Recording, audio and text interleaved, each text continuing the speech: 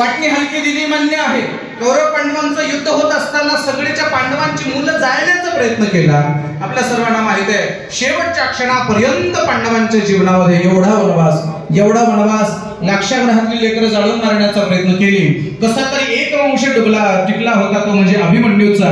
अभिमन्यू चक्रव्यूह भेदण्याच्या आतमध्ये प्रवेश करतात आणि एक गोष्ट लक्षात ठेवा, माणसाच्या जीवनामध्ये असलं तर पूर्ण ज्ञान असावं, नसलं तर आय डोंट नो म्हणत जाऊन माणसाने मोकळं होत जावं. मला माहित नाही म्हणत जाऊ, मला कळत नाही म्हणत जाऊ. पण खरं सांगू का, ज्याला ज्याच्यातलं कळत नाही ती माणसं त्याच्यात डोकं लावायला लागली, परिणामता गुणवत्ता खालावली. कळत नाही माझं सुधर. समजा आपल्याला बांधकामातलं काही कळत नाही, मला बांधकामातलं काही कळत नाही, काय केलं पाहिजे?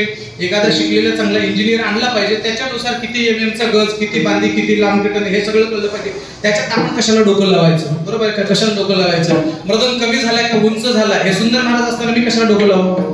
कळलं की नाही? कळलं की नाही? हे लक्षात ठेवा, ज्याला ज्याच्यातलं कळत नाही त्याने त्याच्या डोकं लावायचं नाही. पण दुर्दैव असं आहे, ज्याला ज्याच्यातलं कळत नाही त्यालाच मला काही कळत नाही हेच त्याला मुळात कळत नाही.